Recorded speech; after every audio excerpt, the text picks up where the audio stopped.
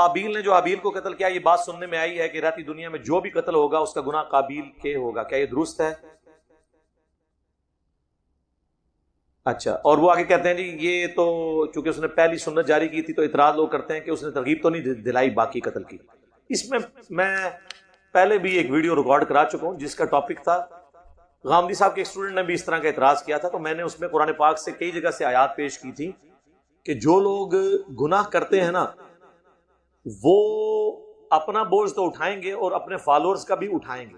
وہ کہتے ہیں وہ تو ٹھیک ہے، لیکن قابیل نے آج کے کسی قاتل کو تو نہیں ابھارا قتل کے لیے. تو چونکہ دین کا سورس قرآن اور سنت دونوں ہیں، تو سنت میں یہ چیز آئی ہے، صحیح بخاری اور مسلم دونوں میں حدیث ہے کہ جس نے کوئی برا طریقہ ایجاد کیا نا اس پر اس کا وبال ہوگا، اور جتنے لوگ اس پہ عمل کریں گے اس کا وبال بھی اس پہ ہوگا، کیونکہ وہ پائنیئر ہے. ایک تو صحیح مسلم ہے نا جس نے اچھا طریقہ جاری کیا وہ بھی ہے، ایک متفق علیہ حدیث بھی ہے. چونکہ قابیل، یہ جو حدیث ہے نا یہ بخاری مسلم دونوں میں ہے کہ جب بھی کوئی ابن آدم قتل ہوتا ہے تو اس قتل کا وبال قابیل پر بھی جاتا ہے، چونکہ وہ پائنیئر ہے اس قتل کا.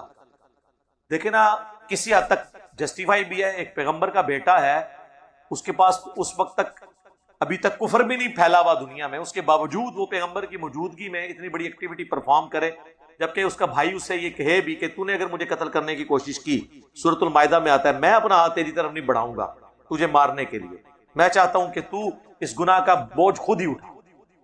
تو یہ چیز بالکل واضح ثبوت ہے کہ اس نے جو ایکٹیویٹی پرفارم کی وہ بہت بڑے لیول پر.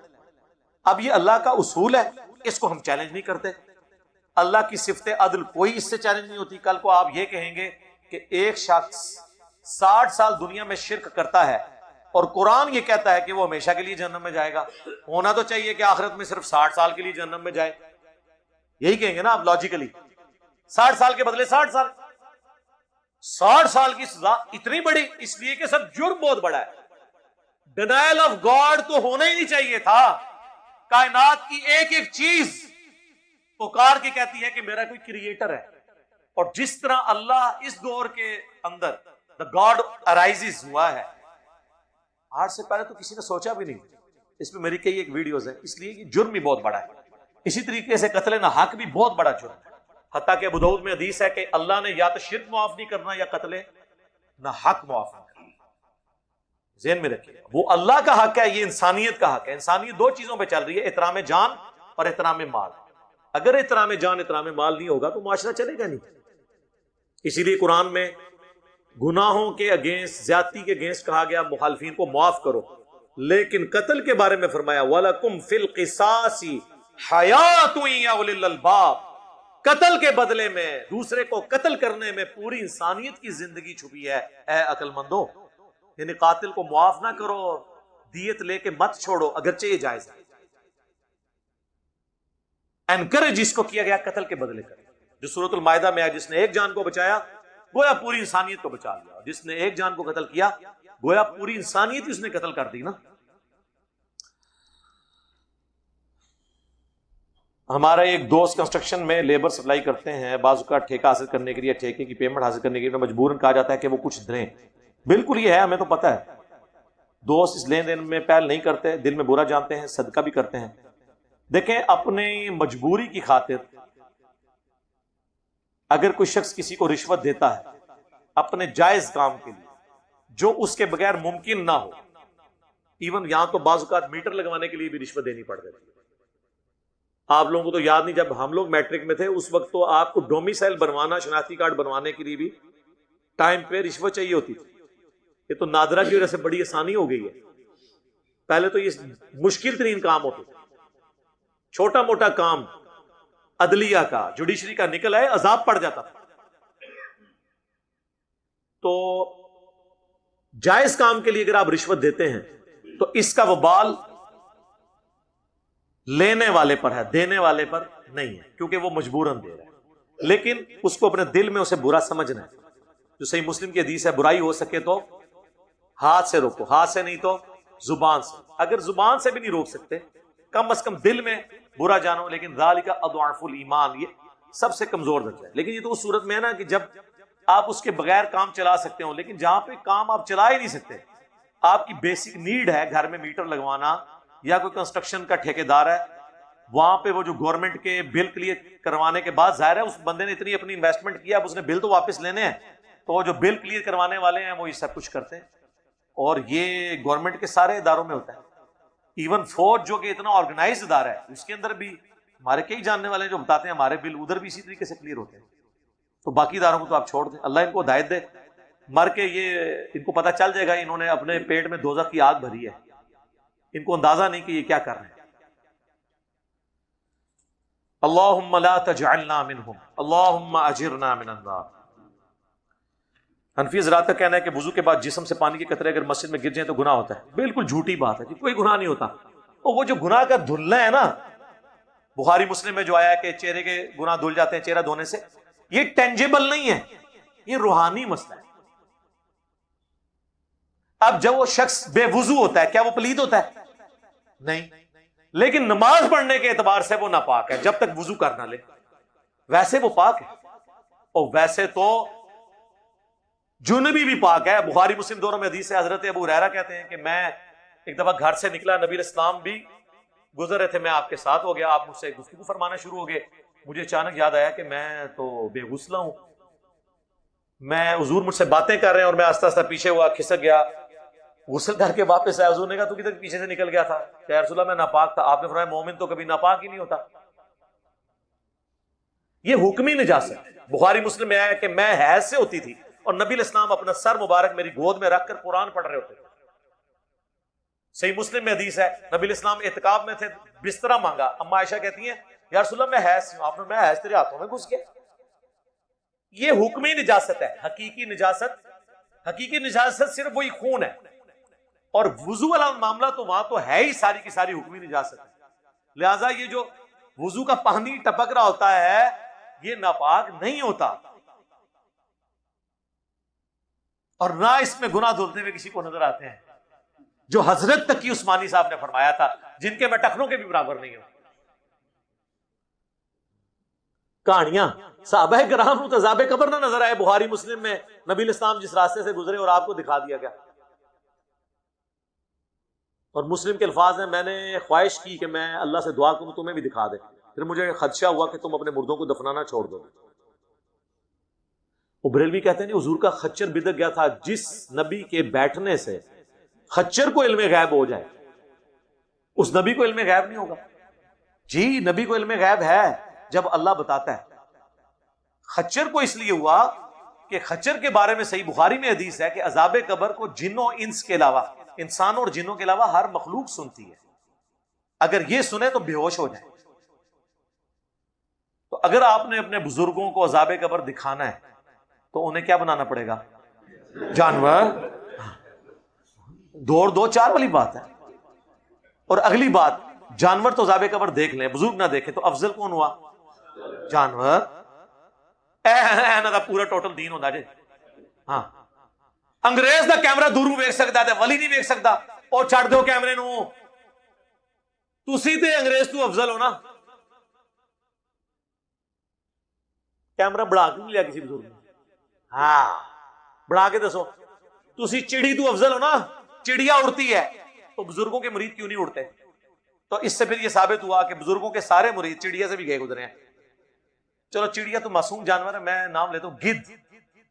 گدھ اڑ لیتی ہے، کوا اڑ لیتا ہے، حرام جانوروں کے نام دو نا. چیل اڑ لیتی ہے اور بزرگوں کے مریدین نہیں اڑتے، تو پھر افضل کون ہوا؟ چیلیں، کوے، گدھاں.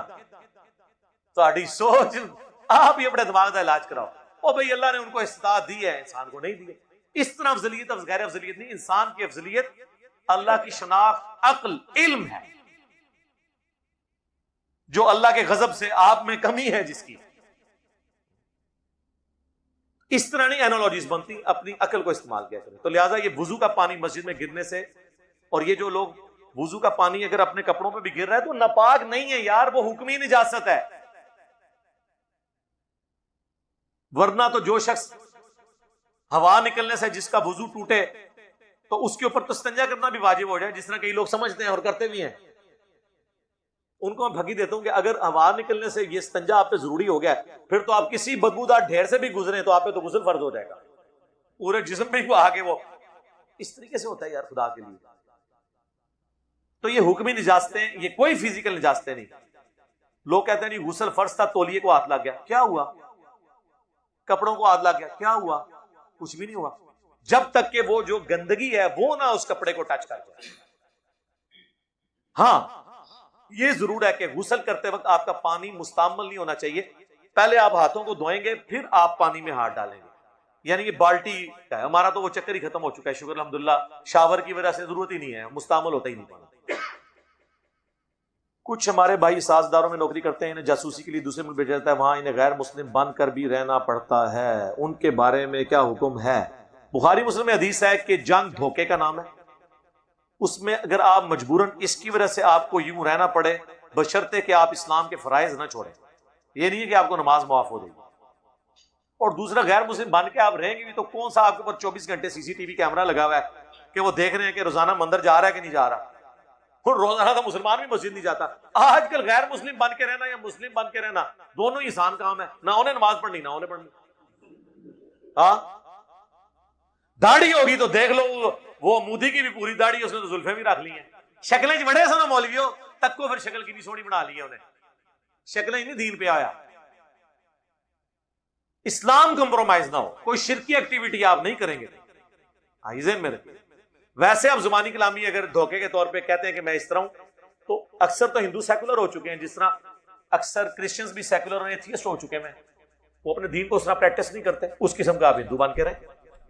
باقی یہ میں آپ کو نہیں کہوں گا کہ آپ پادری یا پنڈت بن کے رہیں جاسوسی کے طور پہ. ایک کام نہ کرو. اگرچہ ہمارے کئی مفتیا ایسے ہیں جن کے خطرے نہیں ہیں، وہ انڈیا کے ایجنٹ ہیں، بعد میں پتا چلتا ہے جب ہمارے ادارے ان کو پکڑتے ہیں. لیکن تسی یہ کام نہ کرو، کوئی اور کام کرو، بس صرف اس کے اندر. علی بھائی زندگی سے ایک ہی گلہ ہے مجھ کو، تو بہت دیر سے ملا ہے مجھ کو. اچھا مجھے اگلا حصہ میں نے پہلے پڑھ لیا ہوتا تو میں سوال بھی سی پڑھنا. کوئی سوال لکھ کے بھیجو. نیک عورتیں نیک مردوں کے لیے، ناپاک مرد ناپاک عورتوں کے لیے، لیکن معاشرے میں اس کے برعکس. اس کے اوپر میری ویڈیو بھی ہے. پاک مردوں کے لیے پاک عورتیں، یہ قرآن کی آیت ہے. یہ اللہ تعالیٰ نے ایک سجیسٹ کیا ہے، سورہ نور کے اندر بھی آیا تفصیل کے ساتھ، کہ ناپاک مرد پھر اسی کے اہل ہیں کہ انہیں ناپاک عورتیں ہی ملیں، اور پاک مرد اس کے اہل ہیں کہ انہیں پاک عورتیں ملیں. یہ اللہ تعالیٰ نے ایک جنرل رول کے طور پر بتایا. Exceptions are always there. حضرت نوح اور لوط دونوں کی بیویاں مشرکہ تھیں، اگرچہ وہ بدکار نہیں تھیں لیکن مشرکہ تو تھیں. شرک خود بہت بڑا ایک جرم ہے، اور قرآن میں آیا سورہ التحریم کے آخری رکوع میں کہ وہ دو بہترین بندوں کے انڈر تھیں اور وہ ان کو اللہ کے عذاب سے نہ بچا سکے. تب بادشاہی کوئی نہیں. جب نوح اور لوط علیہم السلام اپنی بیویوں کو نہیں بچا سکے، تو یہ نہیں ہے کہ کسی کو اگر بری عورت مل جائے تو اس کا مطلب ہے کہ وہ خود برا ہے. نہیں، یہ کبھی کبھار انسان کا، لیکن جنرل ایسا نہیں ہوتا. بعض اوقات آزمائش کے طور پہ انسان کے ساتھ ہو بھی جاتا ہے. تو یہ اس آیت کا یہ مطلب نہیں ہے. وہ اللہ نے کہا ہے اس میں یہاں تک کہ زانیہ مرد جو ہے نا وہ اہل اسی کے ہیں کہ وہ کسی زانیہ عورت کے ساتھ شادی کرے، پاک عورت کے ساتھ نہ کرے. جس طرح یہ کئی اسلامی بھائی جو اسلامی بہنوں کی خدمت کے لیے ان کے کالجز کے باہر کھڑے ہوتے ہیں،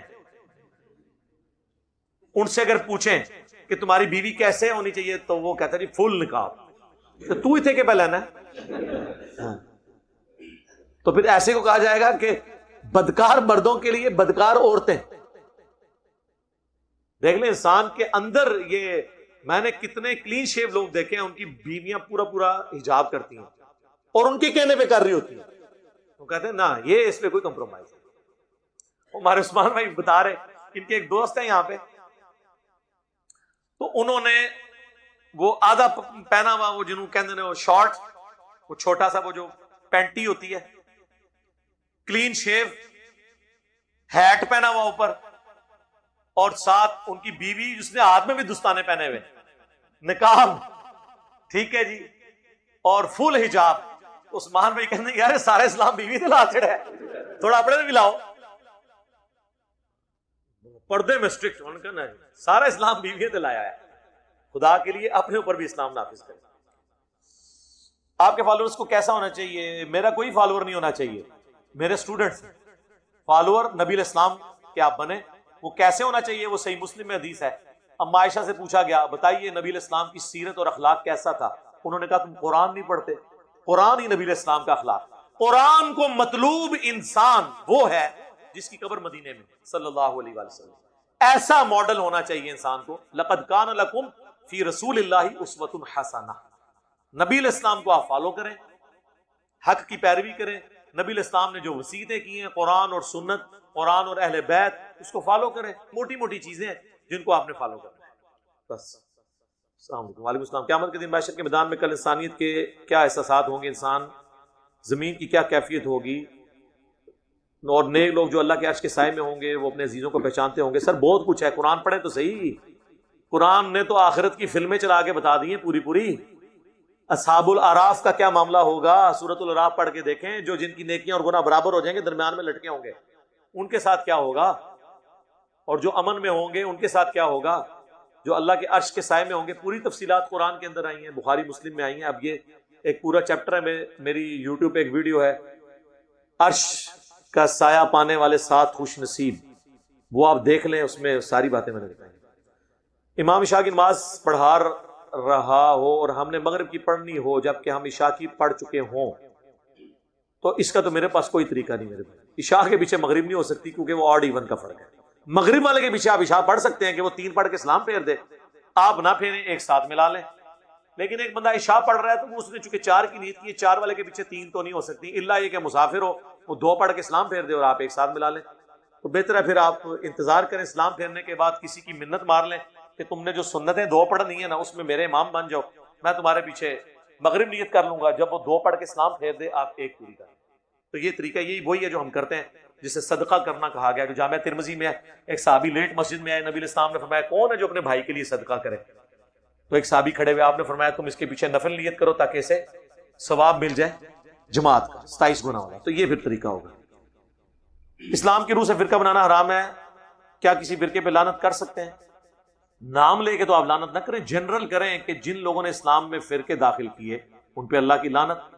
باقی یہ جو فرقے بنے ہوئے یہ اپنے آپ کو فرقہ تو مانتے ہی نہیں ہیں، یہ تو اپنے آپ کو مسلک کہتے ہیں۔ آپ فرقہ اہل حدیث کے ہیں، وہ غصے میں آ جاتے ہیں، وہ کہتے ہیں مسلک ہے، مسلک راستہ۔ فرقہ تو کہتے ہیں فرقے تو جہنم میں جانے ہیں، 72 کے 72 جہنم میں، اور وہ جو ایک ہے اس کو فرقہ نہیں، نبی علیہ السلام نے کہا طائفہ منصورہ، کامیاب گروہ۔ فرقہ تو ہوتا ہے، فرق عربی میں کہتے ہیں ٹوٹ کے الگ ہونے کو، جڑ اپنی جگہ موجود ہے، اس سے ٹوٹ کے پتا الگ ہوتا ہے، اسے فرق کہتے ہیں۔ تو کوئی اپنے آپ کو فرقہ نہیں مانتا۔ اسی لیے میں کہتا ہوں کہ قادیانی فرقہ ہیں، یہ اسلام سے ٹوٹ کے الگ ہو گئے۔ نصیریہ فرقہ ہیں، اسلام سے ٹوٹ کے الگ ہو گئے، انہوں نے کفر اور شرک اختیار کیا۔ باقی بریلوی دیوبندی اہل حدیث یہ اپنے آپ کو فرقہ ماننے کے لیے تیار ہی نہیں ہے، وہ ویسے کہہ دیتے ہیں۔ تو لہذا بات ہے، اسلام میں فرقے بنانا بالکل حرام ہے، اس کی کوئی اجازت نہیں۔ وَاعْتَصِمُوا بِحَبْلِ اللَّهِ جَمِيعًا وَلَا تَفَرَّقُوا، اللہ کی رسی قرآن کو مضبوطی سے پکڑ لو اور فرقہ میں مت پڑو۔ اور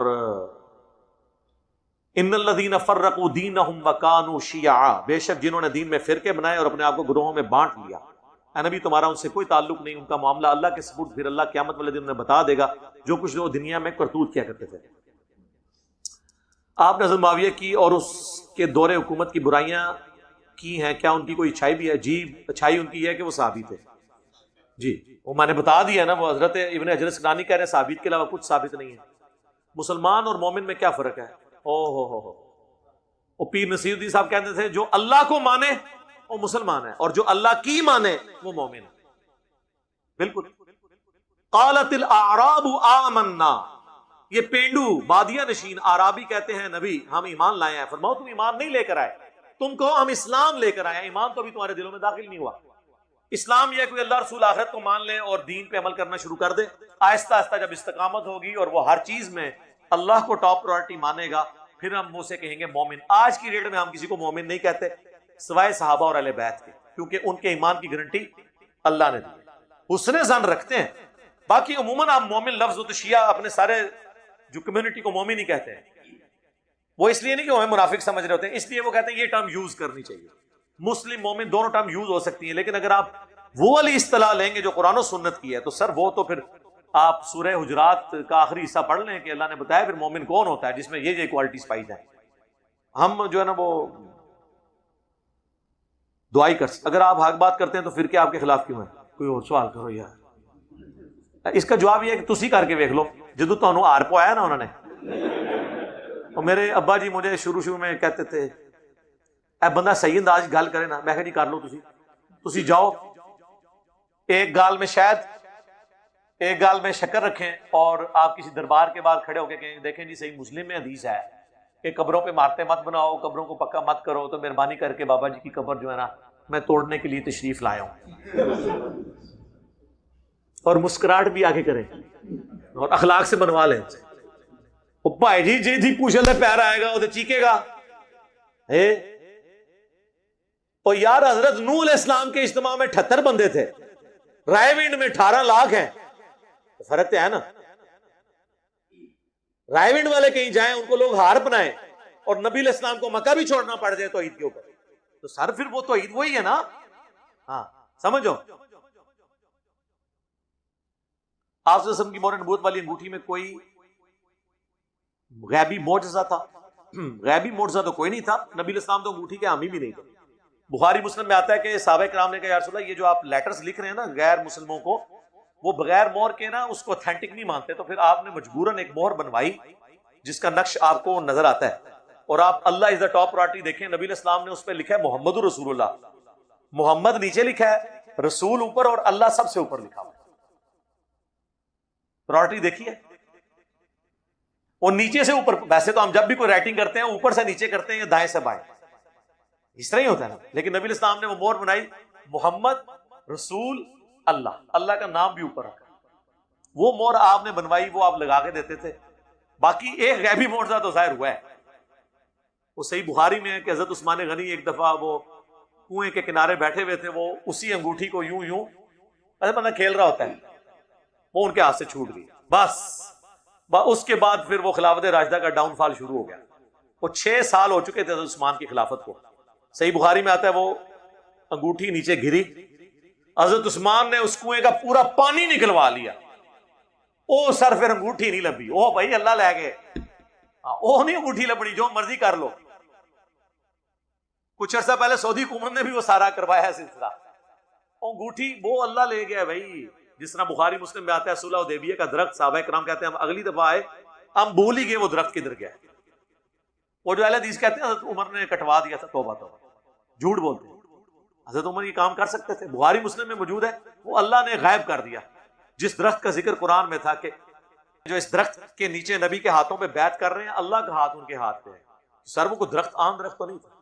اب میری نظر میں زندہ معجزات میں سے جو سب سے بڑا معجزہ ہمارے پاس ہے نا وہ زمزم ہی ہے. تو یعنی جو آپ فزیکلی دیکھنا چاہتے ہیں، ویسے تو نبی اسلام کا ایک ہی معجزہ ہے جو قیامت تک کے لیے ہے، قرآن. ٹھیک ہے جی. باقی زمزم کے بارے میں بھی جو عقیدت لوگوں کی وابستہ ہے نا وہ بڑا عجیب و غریب واقعات بناتے ہیں. اس طرح نہیں ہے. پچھلے دنوں سعودی حکومت نے باقاعدہ وہ زمزم کے اوپر ٹیمز بلائی تھی کہ اس میں کنٹامینیٹڈ واٹر گٹر کا شامل ہو گیا تھا اور لوگ بیمار ہو رہے تھے. اب یہ آپ کسی کو بتا دیں کہ زمزم پی کے وہ ہوتے کہتے ہیں زمزم میں زہر بھی پا دے تو وہ ٹھیک ہو جائے گا. کر لو، کر کے دیکھ لو، کر لو، چیک کر لینے. اولیاء اکرام پر اور علماء اکرام پہ چیک کرواتے ہیں. گال کرنے لی کرو. وہ زمزم مکے میں تو پانی زمزم تھا، وہاں تو لوگ ٹوائلٹ بھی اسی پانی کو لے کے جاتے تھے. یہاں کسی کو کہ میں نے زمزم سے استنجا کیا ہے، وہ تو پہنچا دے گا. پھر اپنی جنت بھی پکی کرے گا، پہلے تو جنت بھیجے گا، پھر خود بھی پیچھے آ جائے گا. لوگ عقل ہی کام نہیں کرتی ہے. تھنک آؤٹ آف باکس کرو. شیعہ میں سے کافی لوگوں کا کہنا ہے کہ حضرت امام حسن علیہ السلام کے جنازے پر تیر چلائے گئے. جی چلائے گئے تھے، اس سے بڑی باتیں ہوئی ہیں، تو اس میں سے نکالنا کیا آپ نے؟ نکالنا وہ بنو امیہ دشمن تھے ظاہر ہے. یعنی وہ حضرت حسن ابن علی نے خواہش ظاہر کی تھی کہ میں نے روزہ شریف میں دفن ہونا ہے. اما عائشہ نے اجازت بھی دے دی، سیدہ عائشہ نے اجازت دے دی تھی. لیکن بنو امیہ چونکہ حکمران تھی، مروان بن حکم مدینے کا گورنر تھا حضرت معاویہ کی طرف سے، انہوں نے کہا یہ تو حسن کو اگر یہاں پہ دفنایا گیا تو یہ تو پھر بنو ہاشم کو پرائورٹی مل جائے گی اس حوالے سے. اس نے کہا میں نے نہیں دفنانے دینا. ایون حضرت حسین کو جنازہ بھی نہیں پڑھانے دیا گیا. حضرت حسین نے کہا ٹھیک ہے حکمرانوں کا یہ ٹائٹل ہے، وہ پڑھائیں جنازہ، کیا فرق پڑتا ہے. حضرت حسن ان کے نہ تو جنازہ پڑھانے کے محتاج ہیں اور نہ روزہ شریف میں ساتھ دفن ہونے کے محتاج ہیں. وہ دفن ہونے سے پہلے ہی ان کو جنتی نوجوانوں کا سردار بتا دیا گیا. جامعہ ترمذی میں حدیث موجود ہے, ٹھیک ہے. اور ان سے جو صحابہ کی عقیدت تھی, صحیح بخاری میں ہے کہ ایک دفعہ حضرت حسن بچپن میں حضرت علی کی طرف, یعنی وہ کھیل رہے تھے, حضرت ابو بکر نے ان کو اٹھایا اور کہا اللہ کی قسم تم علی کے ہم شکل نہیں ہو, رسول اللہ کے ہم شکل ہو. ہاں جی. لیکن یہ دیکھ لیں, یہی حسن جب فوت ہوتا ہے اور امیر شام کیا کہتے ہیں, وہ ابو داؤد 4131 مقدام, تمہیں پتا ہے حسن ابن علی فوت ہو گئے, تو انہوں نے کہا انا للہ و انا الیہ راجعون. ابو داؤد تو لے کے آئے کہ قال فلان, فلان نے کہا, عامر بن عمرو نے کہا کہ معاویہ نے کہا حسن کہ مرنے کو تم مصیبت سمجھ رہے ہو, ہائے ہائے, عام بندے کے مرنے پہ پڑا جاتا ہے. انہوں نے کہا کہ معاویہ تیری اس بات نے مجھے انتہائی تکلیف دی ہے, میں اس وقت تک یہاں سے نہیں اٹھوں گا جب تک کہ میں تجھے ایسی باتیں نہ سناؤں جسے سن کے تجھے غصہ آئے, اور اگر میں جھوٹ بولوں تو کہہ دینا میں جھوٹا ہوں, اور اگر میں سچ کہہ رہا ہوں تو میری تصدیق کر. اور ایک پاس چمچا بیٹھا ہوا کہتا ہے حسن تو ایک آگ کا انگارہ تھا جسے اللہ نے بجھا دیا, یعنی وہ ہر ٹائم ان کے سر پہ لٹکی ہوئی تلوار تھی کہ ان کے ساتھ ٹریٹی کی ہے اور پوری کرنی پڑے گی. حسن فوت ہو گیا, انہوں نے اپنی مرضی کری اور کی تھی بھی اپنی مرضی. پھر حضرت مقدام نے وہاں پہ پھر کلمہ حق بلند کیا. انہوں نے کیا بتا, ہاں رسول اللہ نے کیا مردوں کے لیے ریشم کو منع نہیں کیا, سونا منع نہیں کیا, چیتوں کی اور درندوں کی کھال پہننے سے ان کو بچھا کے ان پہ بیٹھنا یہ تکبر کی علامت نہیں ہے. ان کا معاویہ تینوں کام تیرے گھر میں ہوتے ہیں. انہوں نے آگے سے نہیں کہا کہ تو جھوٹ بول رہا ہے یا تو نے انجینئر کی ویڈیوز دیکھی ہیں میرے خلاف ہو گیا. ان کا مقدام کو مال دو, مقدام کو انہوں نے مال دیا, انہوں نے ادھر ہی غریبوں میں تقسیم کر دیا. مال کے لالچی تو نہیں تھے یار. علی کے ماننے والے تو پھر آپ کو پتا ہے زہد میں ہوتے ہیں. علی بھائی اگر کوئی آپ کے نام پر فیس بک پیج یا یوٹیوب بنانا چاہتا ہے تو اجازت میں نے دی ہوئی ہے, صرف ویڈیو اشتہار نہیں چلانے اور کسی حرام چیز کا اشتہار ڈسپلے نہ ہو. امیجز آئیں گے, ہم نے اجازت دی ہوئی ہے. شیعہ فرقہ میں سے کچھ رافضیوں کا ماننا ہے کہ جو شخص 12 اماموں سے ایک کا بھی انکار کرے وہ جہنمی ہے, وہ جاہل ہے. عقیدہ امامت پہ میرا یہ ویڈیو ریکارڈ موجود ہے, یہ تو خود اصول الکافی میں لکھا ہے. جو عقیدہ امامت کو نہیں مانتا نا وہ اللہ کی رحمت سے وہ بھی جنت میں چلا جائے گا, یہ بنیادی چیز نہیں ہے. اور دوسری بات, یہ امامت کو لے کے بیٹھے ہوئے ہیں میرے بھائی, میں نے تو یہ بات کی ہے کہ نبی علیہ السلام کے بعد قرآن ہی ہمارا امام ہے. باقی صحابہ تابعین تبع تابعین کے اقوال سے ہم روشنی حاصل کرتے ہیں. یہ نہیں ہونا کہ اب اللہ اور بندے کا کوئی رشتہ ہے.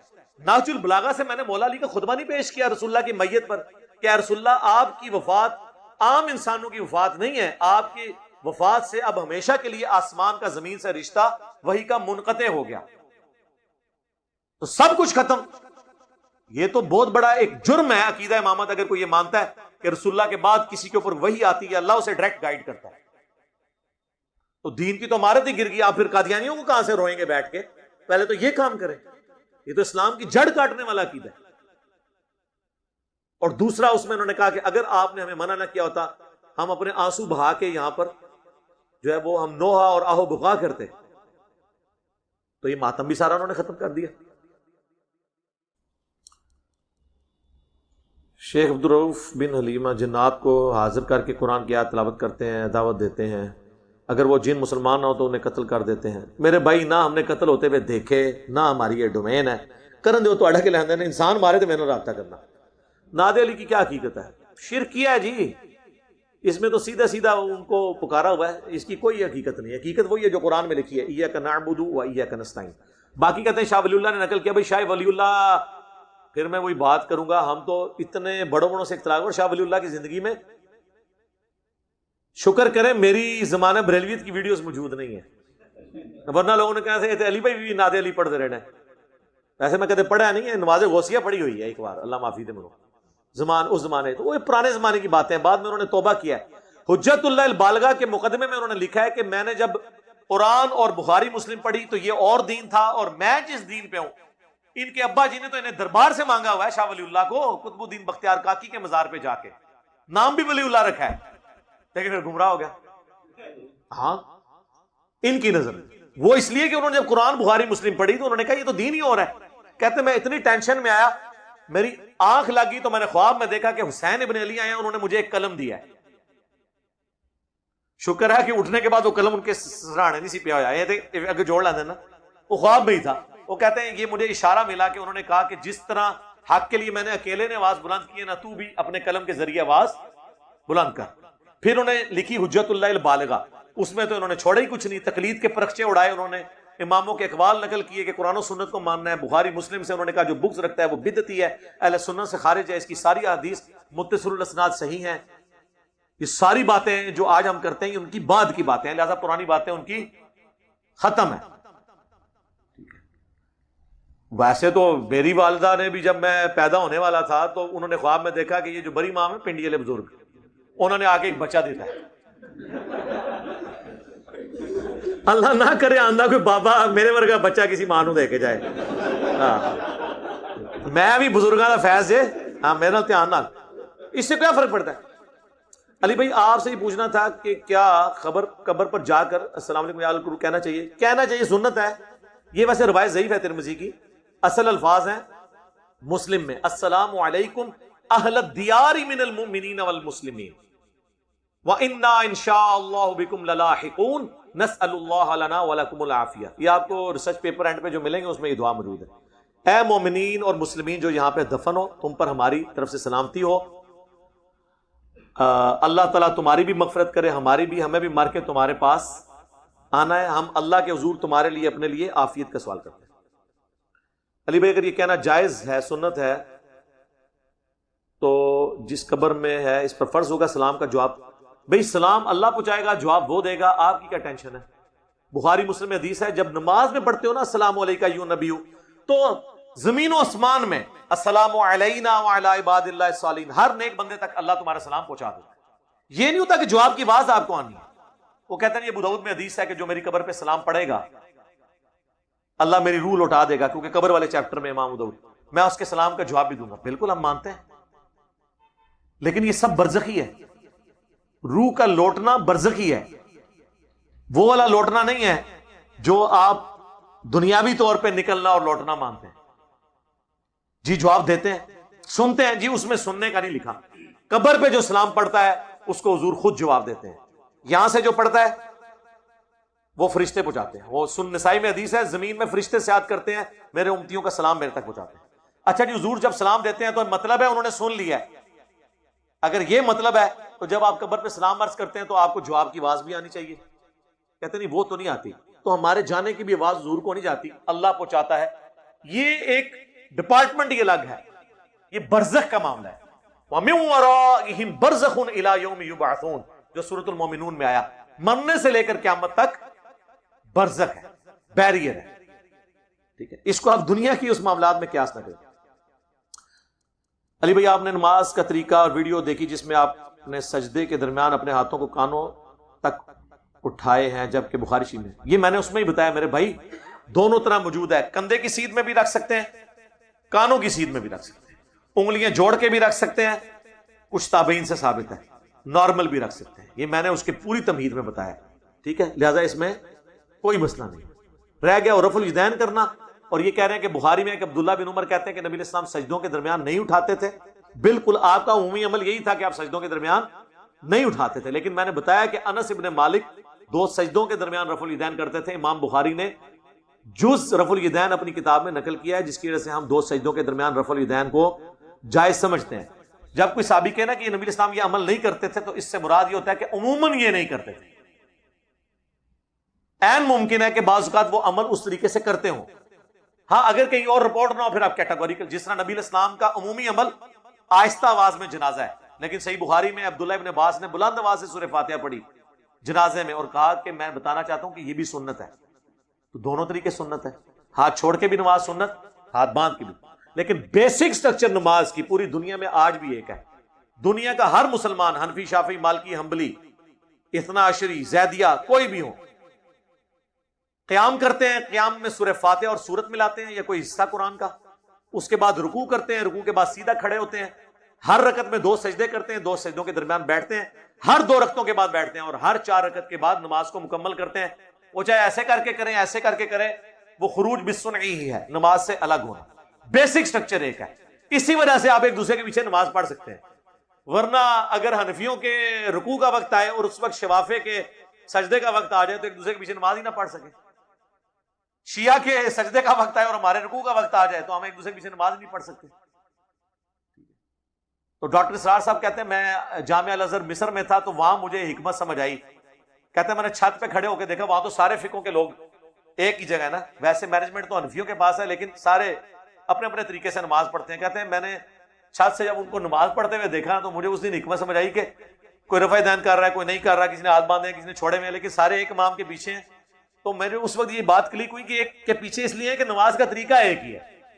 یہ ایویں لوگوں نے ڈکوسا بھائی رفع الیدین کرنا نہ کرنا اس سے اوور آل طریقے میں فرق نہیں پڑتا. ہم اسے سنت سمجھتے ہیں, اس کے بغیر ہم ایک رکعت بھی نہیں پڑھتے. لیکن بیسک سٹرکچر مولانا صاحب نے بڑی پیاری سمجھائی تھی کہ ایک بندہ ہے جس کے اعضاء سلامت ہیں اور ایک بندہ ہے جس کا ہاتھ ٹوٹا ہوا ہے, لیکن اس کو بھی بندہ ہی مانا جائے گا. ایک لنگڑا ہے, اب یہ تو نہیں کہا جائے گا اس کی ٹانگ ٹوٹ گئی ہے تو اب یہ انسان ہی نہیں ہے. تو لنگڑی لوڑی نمازیں یعنی بغیر رفع الیدین والی وہ بیسک سٹرکچر میں تو نماز ہے لیکن وہ اب لنگڑی لوڑی ہیں. اس لیے احمد بن حنبل کا فتویٰ ہے جب ان سے پوچھا گیا کہ اگر کوئی رفع الیدین نہ کرے تو آپ کے خیال میں اس کی نماز ہو جاتی ہے, انہوں نے کہا مجھے نہیں پتا ہوتی ہے یا نہیں ہوتی, بہرحال طریقہ یہی ہے. ویل لیفٹ کر دیا. اللہ تعالیٰ نے اتنے بڑے ستارے اور سیارے کیوں بنائے سر؟ ساڑھے ہستے. ہاں آپ کو نہیں لگتا کہ جنت و جہنم کا وجود ان پر ہو سکتا ہے؟ ہو سکتا ہے جی, جب جائیں گے تو دیکھ لیں گے انشاءاللہ. ایک شخص کی 2 بیویاں ہیں, ایک کماتی ہے دوسری گھرداری کرتی ہے, کیا شوہر جو بیوی کماتی ہے اس سے بھی نان و نفقہ دینے بالکل پابند ہے اور وہ آپ کو 1 روپیہ دینے کی پابند نہیں ہے؟ ذہن میں رکھیں. اور وہ آپ پہ صدقہ اور خیرات بھی کر سکتی ہے. بیوی اپنے شوہر کو زکات بھی دے سکتی ہے. ہاں شوہر اپنی بیوی کو زکات نہیں دے سکتا کیونکہ وہ اس کے ذمے ہے.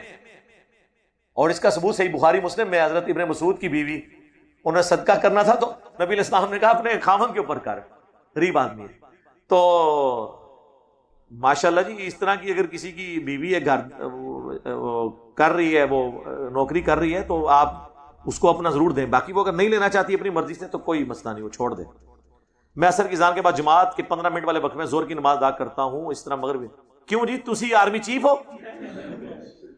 ہاں یا پرائم منسٹر ہو کہ تہاڈی اتنی مصروفیات نے؟ میرے بھائی یہ تو جواد نقوی صاحب کا کلپ آ گیا کہ یہ صرف اجازت تھی کہ آپ نے اس طرح کرنا ہے.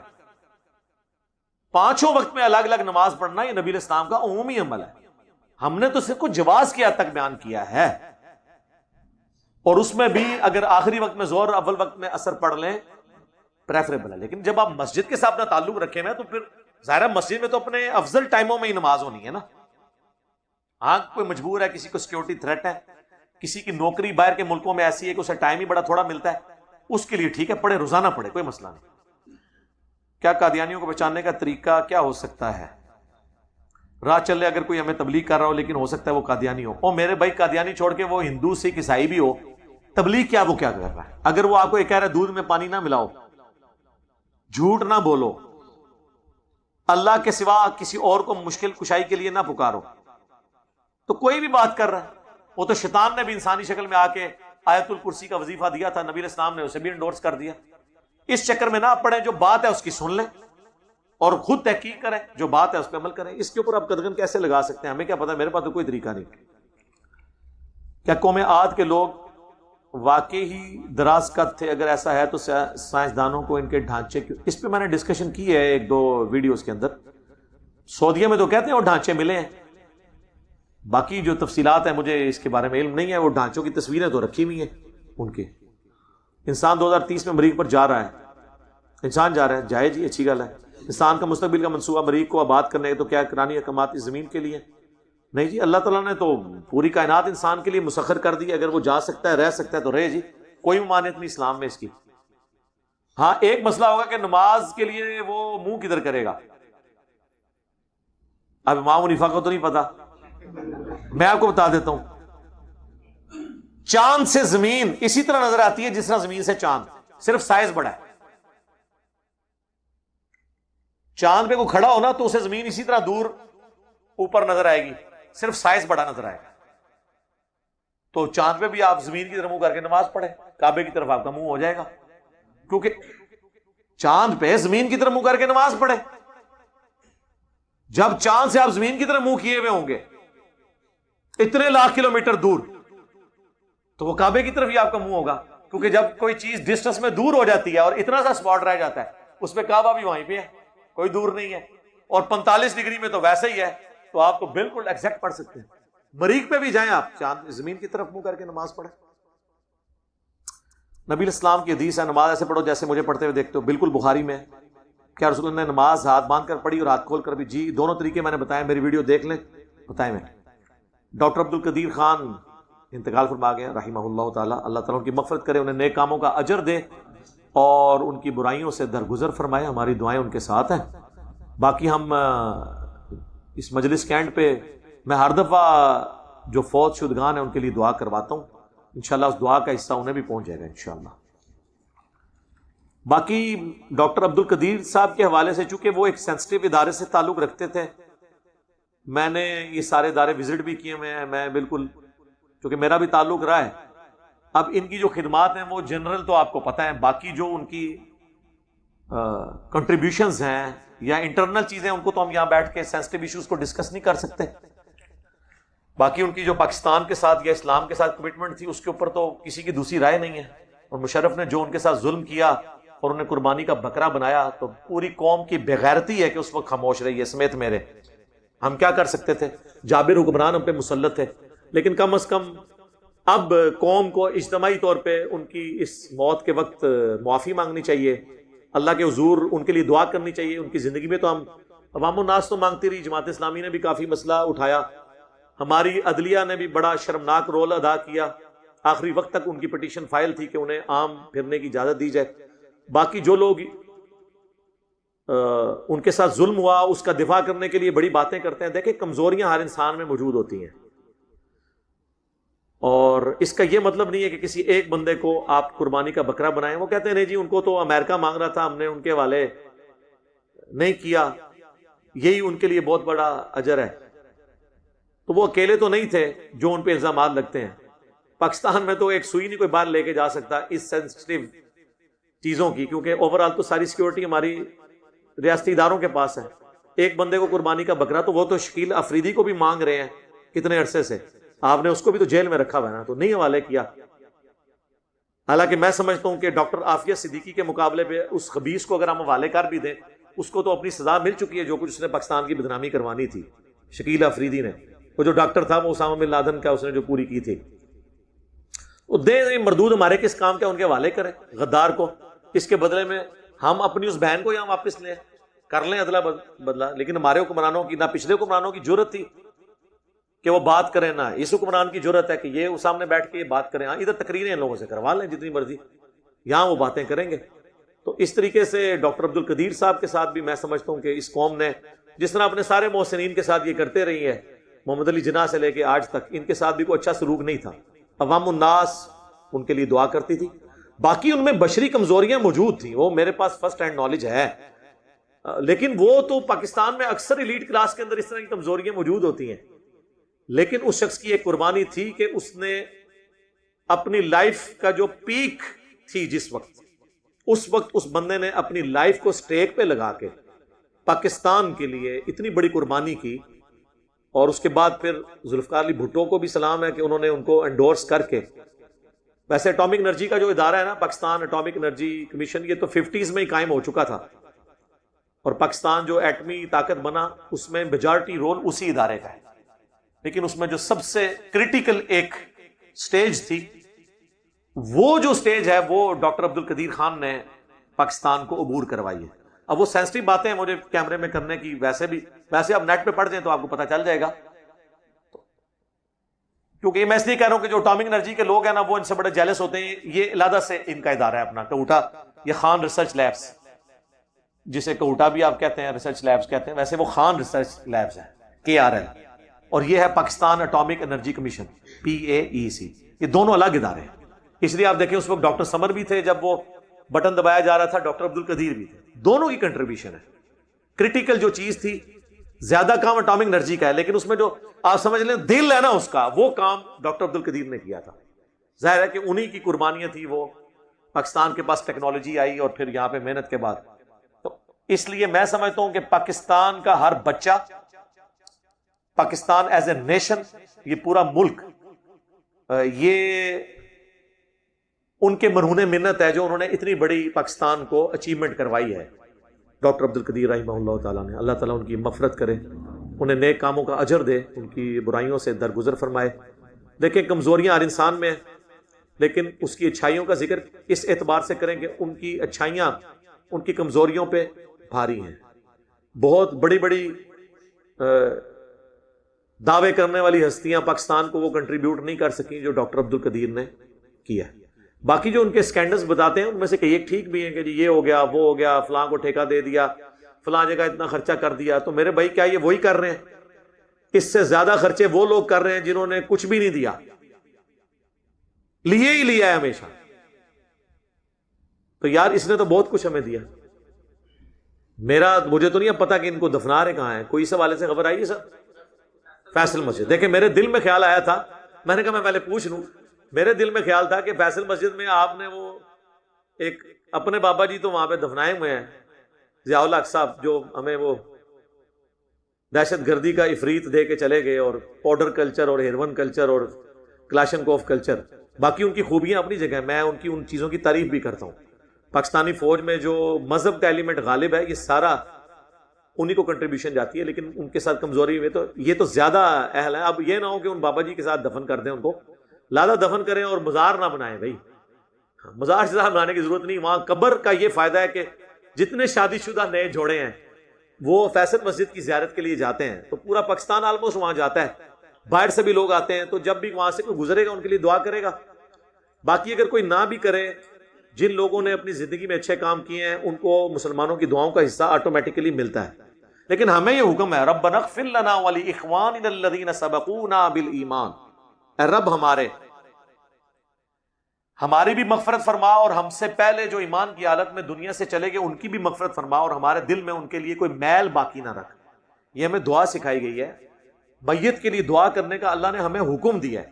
بخاری مسلم دونوں میں حدیث ہے کہ ابو عامر جب فوت ہوئے تو نبی علیہ السلام کو ان کی وفات کی خبر پہنچی تو آپ نے یوں ہاتھ بلند کیا حتیٰ کہ بغلوں کی سفیدی نظر آ گئی، کیونکہ نبی علیہ السلام کا عمومی لباس چادر اور تہمت تھی. اور آپ نے ہاتھ اٹھا کے کہا اللہ ابو عامر کو بخش دیے اور اسے قیامت والے دن اپنی کثیر مخلوق پر فضیلت عطا فرمائی. یہ آپ کی دعا تھی. ابو داؤد ترمذی میں تو میت کی دعا تو ہے نا، اللہم اغفر لحینا و میتنا. یہ ساری دعائیں موجود ہیں. تو میرا خیال ہے یہ ساری دعائیں ہمیں ان کے حق میں کرنی چاہیے، اور ہماری دعاؤں میں ان کو حصہ آٹومیٹکلی پہنچ رہے ہیں. السلام علینا وعلی عباد اللہ الصالحین کے تحت جو بخاری مسلم میں آتا ہے، زمین و آسمان میں ہر نیک بندے تک سلام پہنچ جائے گا. بہرحال وہ اسلام کے ساتھ ان کی عقیدت تھی. آخری وقت میں تو ظاہر ہے وہ بڑے مایوس ہوئے ہیں جو کچھ اس قوم نے ان کے ساتھ کیا. بہرحال قوم نے دیا بھی بہت کچھ ان کو، لیکن اس سے زیادہ کے حقدار تھے. جس تکلیف سے انہیں، جس کرب سے ان آخری 20 سالوں میں آلموسٹ 9/11 کے بعد آپ کہہ لیں گزرنا پڑا ہے، تو وہ اپنی جگہ باقی ہے. کہ میرا خیال ہے prime minister, army chief, at least ان دونوں کو تو جنازے میں خود شامل ہونا چاہیے اسلام آباد کے اندر ایک گڈ جیسچر کے طور پہ، اور اس خبر کو بڑھا چڑھا کر پیش کرنا چاہیے. کوئی کسی سے ڈرنے کی ضرورت نہیں ہے. ہمیں فخر ہے. میں کہتا ہوں جی محمد علی جناح اور ڈاکٹر اقبال کے بعد اگر کوئی تیسرا بندہ ہے نا جس پہ پوری پاکستانی قوم متفق ہے، تو تیسرا نام جو ہے نا وہ ڈاکٹر عبد القدیر کا ہے. اگر کوئی کہتا ہے ان سے کوئی بھاری پرسنالٹی ہے جس کو سارے ہی پسند کرتے ہوں، سارے فرقوں کے، سارے پولیٹیکل جماعتیں، ایون وہ لوگ جنہوں نے ان کو یہاں تک پہنچایا، وہ بھی صرف کمزوری اپنی آقاؤں کے آگے شو کرتے ہیں، ادروائز وہ بھی ان سے محبت کرتے ہیں.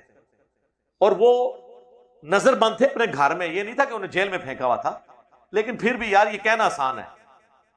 آپ کو دنیا کی ہر فیسلٹی دے کے ایک جگہ بٹھا دیا جائے نا اپنے گھر کے اندر بھی، تب بھی انسان کی ایک نیچر ہے، وہ نہیں رہ سکتا. اس کا بھی دل کرتا ہے وہ باہر نکلے. نظر بندی ہوتی ہے. لوگ تو بڑے آسانی سے کہہ دیتے ہیں جی گھر کے اندر نظر بند ہے. گھر کے اندر کتنی دیر آپ رہ سکتے ہیں؟ باہر تو نکلنا ہی پڑتا ہے کبھی نہ کبھی. آپ نہ نکلیں 1 سال کے لیے، جناب آپ ذہنی مریض بن جائیں. چاہے آپ کو دنیا کی ہر فیسلٹی ہو، آپ پوری دنیا کی خبریں آپ کے پاس آ رہی ہوں، انٹرنیٹ آپ کے پاس ہو، سب کچھ ہو، گھر میں رہ نہیں. انسان کی اللہ نے نیچر ایسی بنائی ہے کہ اس کو باہر نکلنا پڑتا ہے.